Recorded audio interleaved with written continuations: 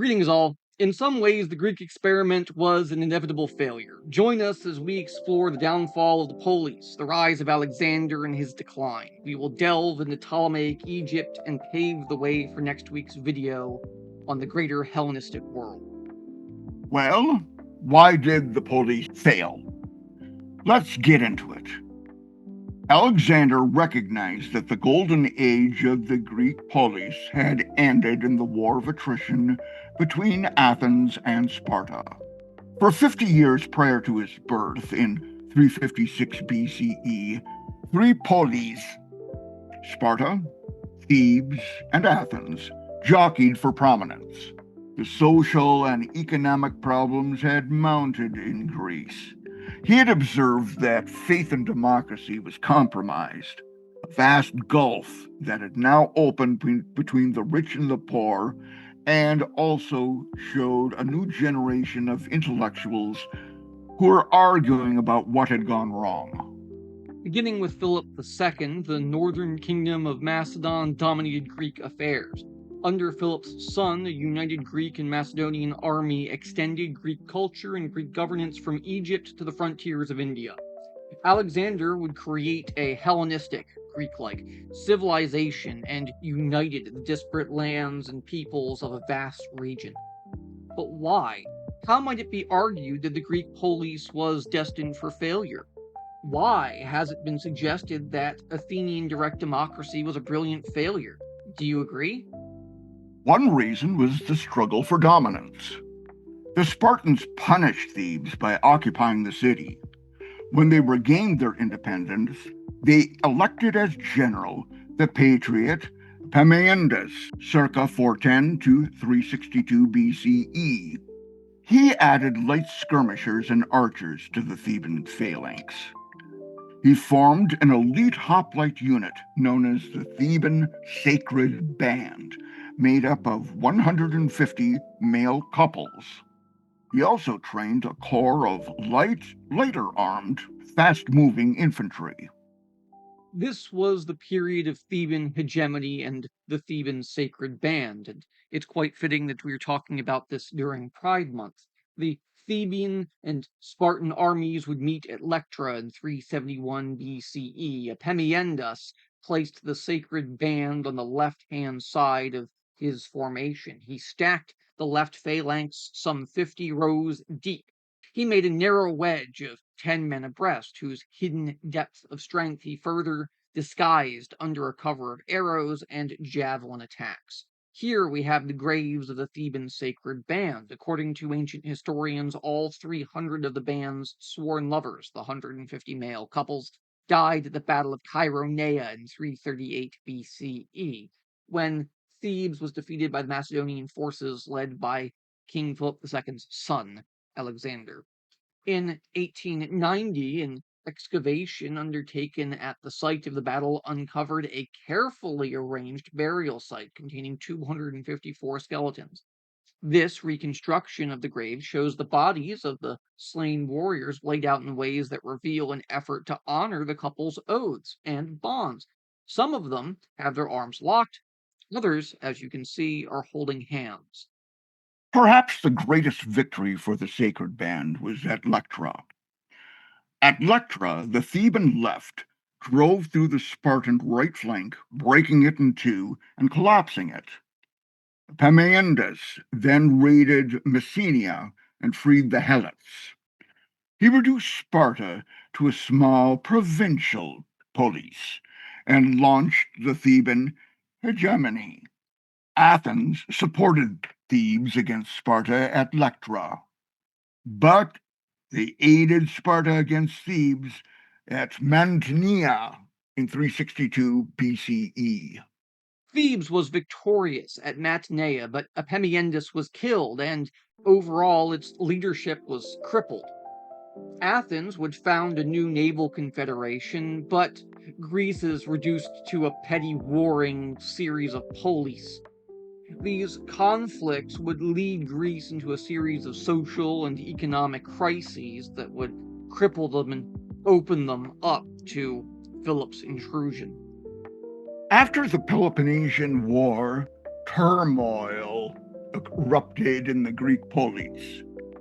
There was incessant warfare combined with political struggles, which affected the Greek world's economic and social infrastructures. Common folk were reduced to slavery. Agriculture was disrupted, and arable land was exhausted. The inflation increased while wages stagnated. God, it sounds like 2025. Prince Cyrus hired the 10,000 Greek mercenaries to seize the Persian throne in 401 BCE. Imagine being a Greek being hired with the Persians. Go back and tell the Spartans at Thermopylae that would happen. When Cyrus was killed in battle, the 10,000 had to make their way back through hostile Persian territory. The new generals included Xenophon, who directed the army to the Black Sea and back to Greece. Widespread unemployment would cause men to hire themselves off as mercenaries, hired ultimately by Greek states in Sicily and throughout Italy, and as we just saw, by the Persians. The inland expedition of the 10,000 here on this map shows the route taken by Xenophon and his fellow Greek mercenaries during the Persian campaigns, when they supported the failed coup of Cyrus against his brother Artaxerxes II, and then fought their way home through enemy territory. Follow Xenophon's route with your finger. Where did it start and end? Compare this to the route of Alexander you will see later in the video. How closely was Alexander following it? When and how did he diverge from it? Why would this journey of Greek mercenaries have provided Alexander with such an important model? And keep in mind, Alexander had Xenophon's notebooks with him on campaign. It wasn't all bad. The arts flourished in the 4th century. Painters and sculptors of the 5th century BCE worked to achieve a heightened appearance of realism. This trend continued in the 4th century BCE, but painters and sculptors tried to render both objects and people as they actually looked, for better or for worse, and to convey the illusion of movement. Aristophanes' comedy gave way to a tamer new form. Most famous comic and playwright of this time was Menander, 342 to 292 BCE, for those who care, who directly inspired the comedians of Rome thereafter, once again, for better or worse. More sophisticated techniques, such as casting of statues in bronze, were promoted by Praxiteles' full-sized female nudes. No wonder why he was a popular fellow. Both form and function in drama would undergo some changes as well. Tragedies and comedies would no longer be publicly funded. They're now privately funded by wealthy patrons. There's also a new literary genre, though, the novel. On the right here, we have a bronze youth. This lithe statue dating from 340, maybe 330 BCE, was found in the scene near Marathon and has been identified as the work by the master sculptor Praxiteles, or perhaps one of his pupils. Compare this male nude with those discussed in Chapter 3, seen here. How might the changes in style and sculpture parallel cultural changes in the society at large? Your favorite, the school of Plato, hit its stride as well. Plato shunned political involvement, but strove to develop a philosophical system from Socrates' unwritten teachings. He founded the Academy, which had no tuition or set curriculum. He wrote a series of dialogues that combined philosophical content in a witty and accessible format, with Socrates as the central character.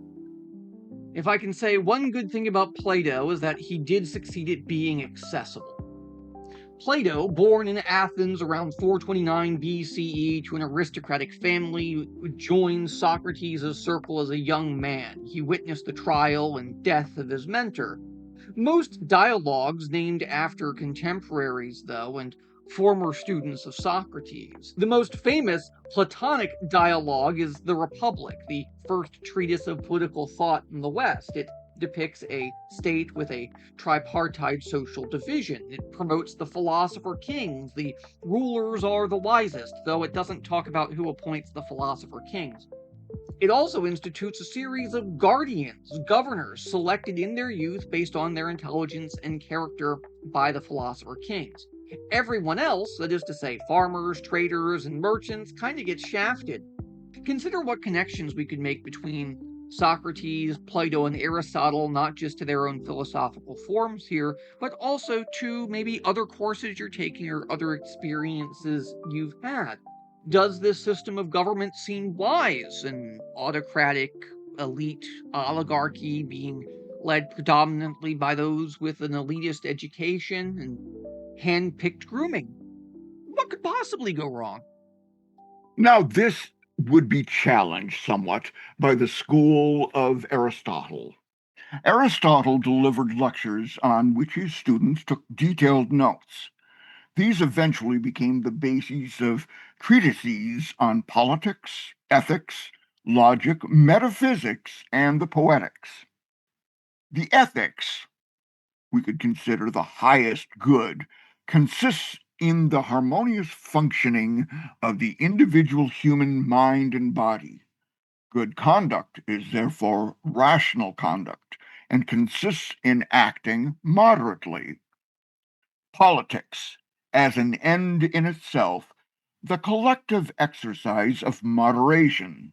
Man is by nature a political animal, but only for privileged Greek men.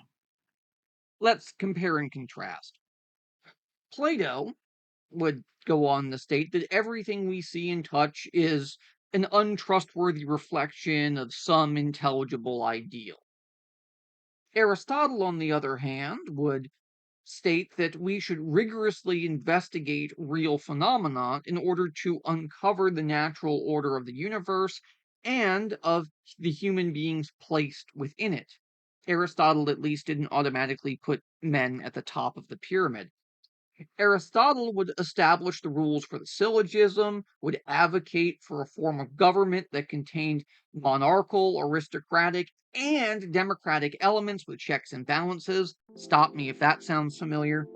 And both Plato and Aristotle would write extensively on politics, but they came to very different conclusions, notably about how states are or should be organized.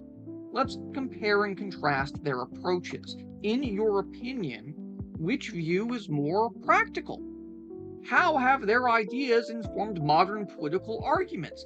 This is why we still talk about these guys in 2025, because their form of government would become the basis of Rome, and thus the basis of the US government, and others. Here we have Plato and Aristotle in the school of Athens.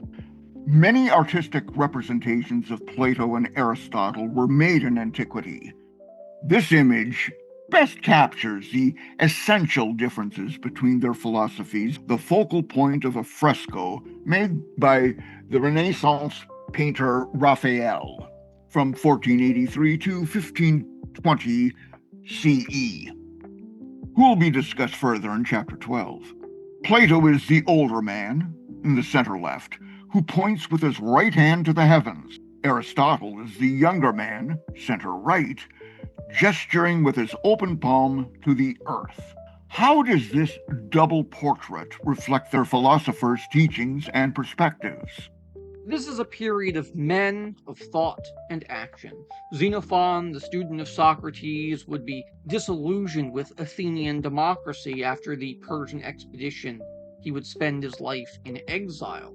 He would admire Sparta and write about it extensively. He wrote about Socrates' teachings, as well as treatises on kingship and household management.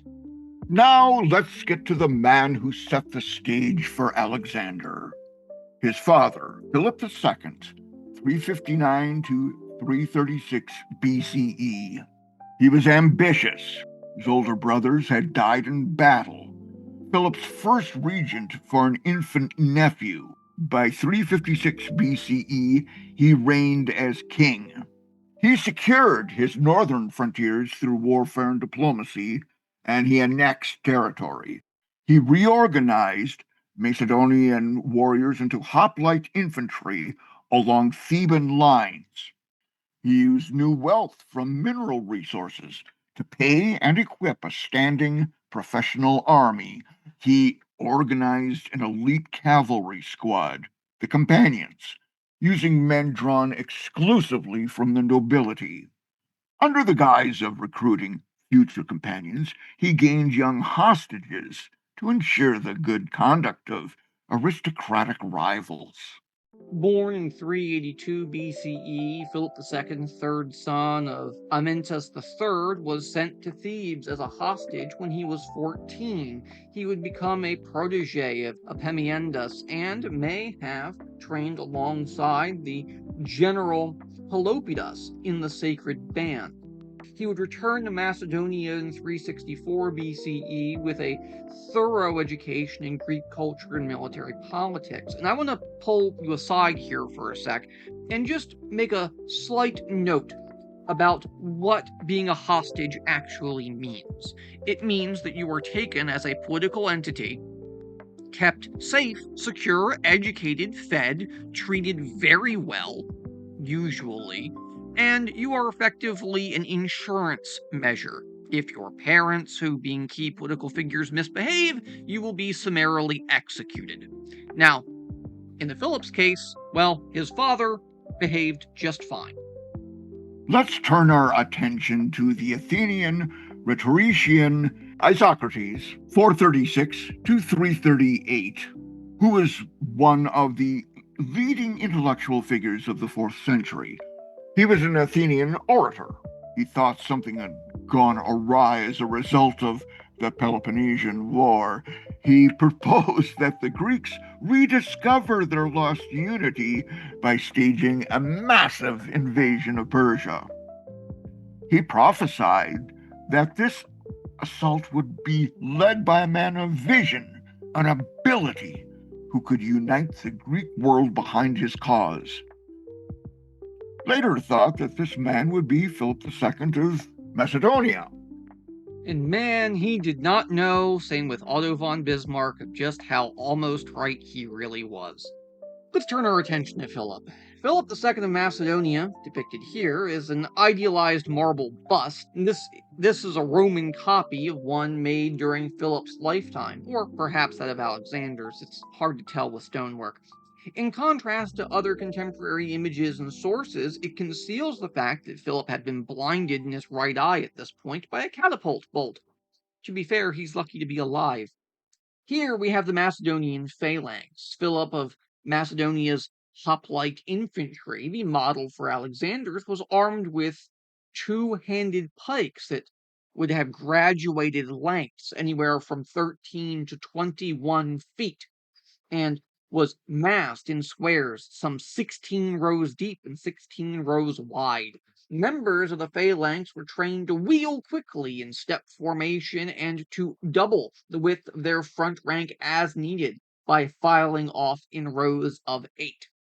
The reach of their spears, called sarissas, extended the phalanx fighting range, and indeed in pike and shot warfare, as we may get into in chapter 12, there becomes a bit of a measuring contest between spears and pikes.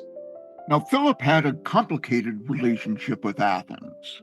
Through strategic marriages, Philip managed to gain the alliance of many neighboring kingdoms, though Greeks detested the polygamy. While he saw in Philip a potential savior of Greece, many Athenians believed that Philip's ultimate game was to conquer and subjugate them. Athens may have misunderstood Philip's goals. Philip was assassinated in 336 BCE. And we still don't know who did it, but with Athens' misunderstanding in tow, what he really wanted was the resources to support an invasion of Persia, one he thought the Greeks would be all for. From 348 BCE on, Philip wanted an alliance with Athens, whose fleet could facilitate this invasion by sea. In return, he promised to support the Athenian old claim to hegemony over Greece. But the Athenians took the advice of their orator, Demosthenes, and refused to cooperate. Philip's inability to reach an agreement with Athens would lead to war. Athens would ally with Thebes, which we already mentioned, and we all know how well that went. The Battle of Chaeronea in 338, Philip and Alexander, he was 17 at that point, defeated both Polis and formed the Corinthian League to provide the forces needed to invade Persia. So ultimately, Philip got his way. Here we have a marble head of the young Alexander, as Alexander the Great was reported to have been very striking in appearance. Although sources vary in their assessment of his physical beauty, this portrait bust made in 180 BCE, about 150 years after his death, is kind of idealistic. Given the trends in sculpture during this period, is it likely to have been an accurate portrait? Why or why not? Now let's get into the conquests of Alexander, 336 to 323 BCE. You mean what everybody's actually here for? Ha ha, very funny. When Alexander died at the age of 32, a monumental legend had already built up around him, but no contemporary account of his life exists. We have to rely on historians who wrote during the Roman Empire, such as Plutarch, 46 to 120 CE, and Arrian, roughly 86 to 160 CE, both separated from him by over 400 years. But they base their histories on sources derived from two, which are lost first-hand accounts. One written by Alexander's general Ptolemy, who we will hear of later, from 367 to 284 BCE, and another by Aeschines Socrates, 387 to 322 BCE, an Athenian statesman. This conquest would continue into Persia. Alexander had to put down revolts after Philip's death and punish the Thebans. In 334 BCE, he crossed the Hellespont to challenge the great king of Persia, Darius III. Darius III was a minor member of the royal family placed on the throne after a coup at the age of 45. He failed to take the Macedonian threat seriously and thought his invasion force of some 42,000 was so small that the Persians would easily overwhelm them with brute force. The Persian army of Darius was made up of mercenaries or conscripts under the command of relatively inexperienced generals, and Alexander achieved a series of extraordinary victories throughout Asia Minor. Perhaps the most pivotal battle for Alexander was Issus. His defeat of Darius would ensure the success of his military campaigns in Persia. In 333 BCE, Alexander met Darius directly at Issus. Darius fled the battlefield, abandoning his army and his entire household, including his wife and his mother. Alexander captured and treated them with great respect. Darius continued to flee from Alexander until his decisive defeat, Gaugamela, 331 to BCE. A local chieftain killed him, hoping to win favor. Instead, Alexander had him executed for treason. This image, Alexander defeats King Darius of Persia at the Battle of Issus, 333 BCE. Very catchy title, guys. Love that. Keep it up. This Roman mural discovered at Pompeii, yes, we'll get to it, see chapter 5, shows Darius fleeing from the battlefield in his chariot on the right, pursued by Alexander, the mounted figure on the far left. From Persia, Alexander would move into the Near East and Egypt. The cities of Syria and Palestine would surrender after Alexander destroyed the wealthy Phoenician capital at Tyre.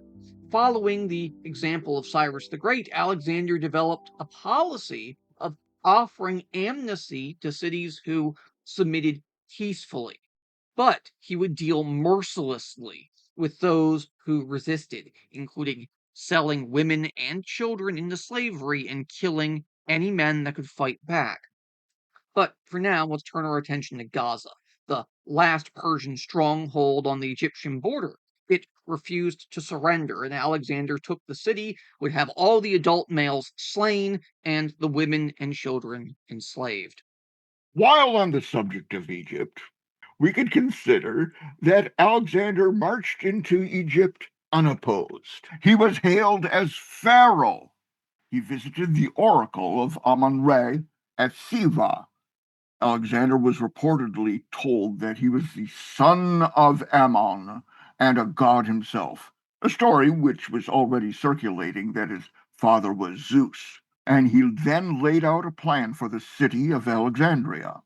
Alexander's world. Here we have Alexander's view of the world, modeled on maps made in antiquity. It represents what intellectuals of Alexander's own time knew about geography.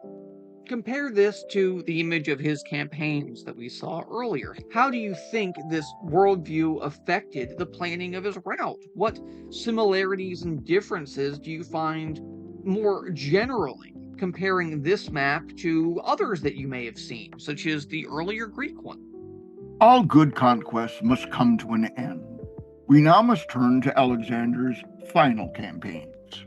Alexander campaigned in Bactria and experienced difficulty fighting. He only had a tenuous hold on the territory, despite his marriage to Roxanne, the daughter of a local Bactrian chieftain.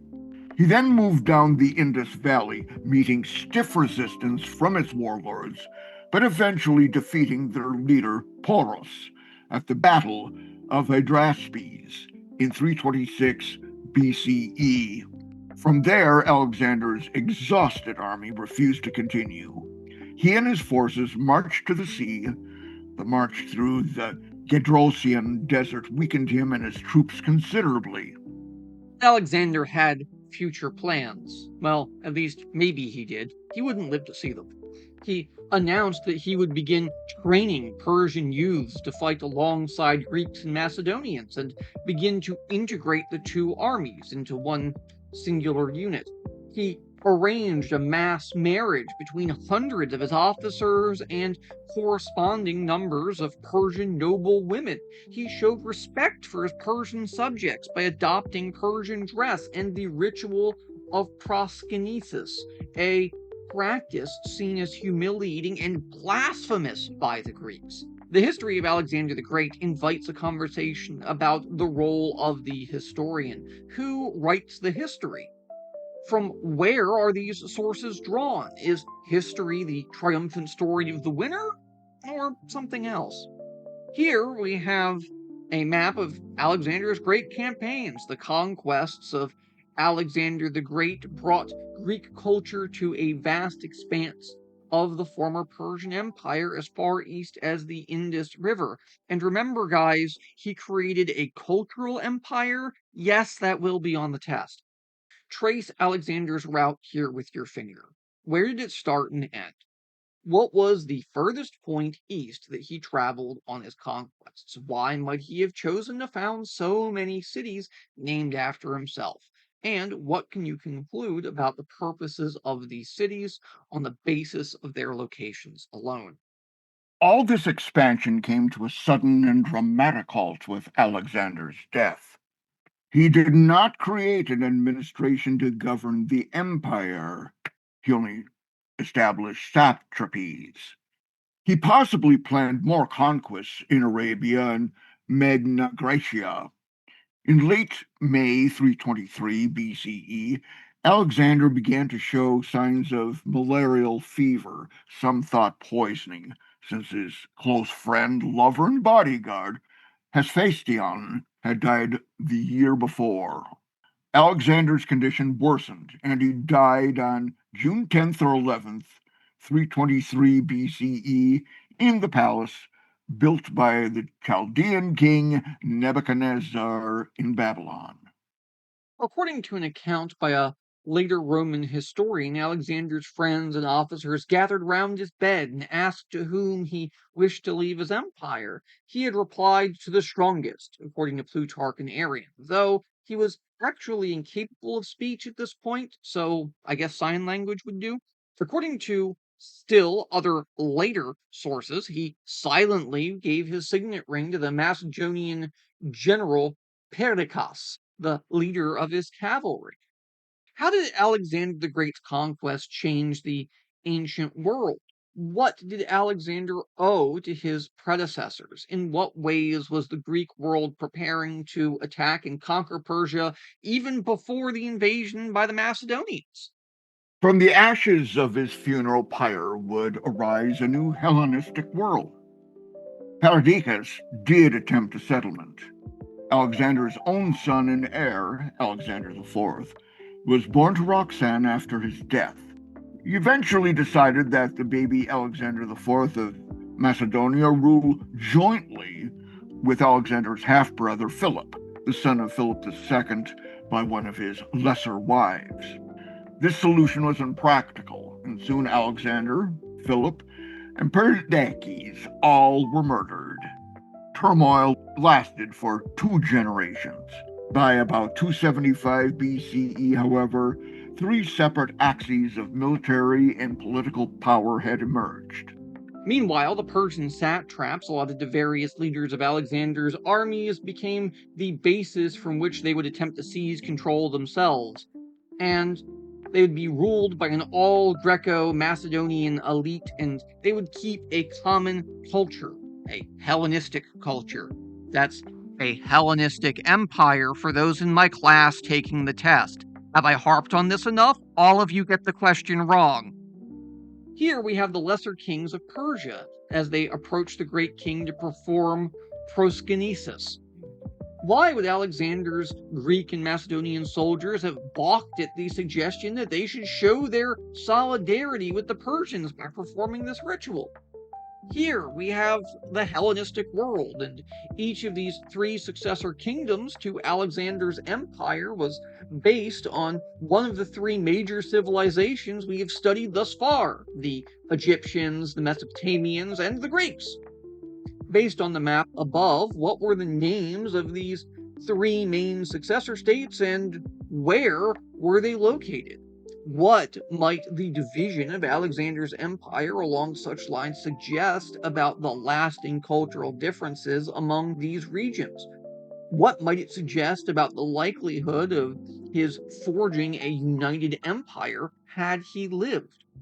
Perhaps the most successful and most stable of all these new Hellenistic states was Ptolemaic Egypt.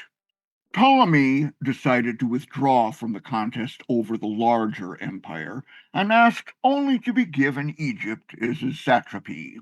He recognized Egypt's virtual invulnerability to attack, and he seemed to have appreciated its historical cachet. He may have wanted to turn Egypt into an independent monarchy and a shrine to Alexander's memory. And really, the most notable of the 3 successor states was ruled by Alexander's trusted general, Ptolemy. Ptolemy II would later move the sarcophagus to a tomb in Alexandria.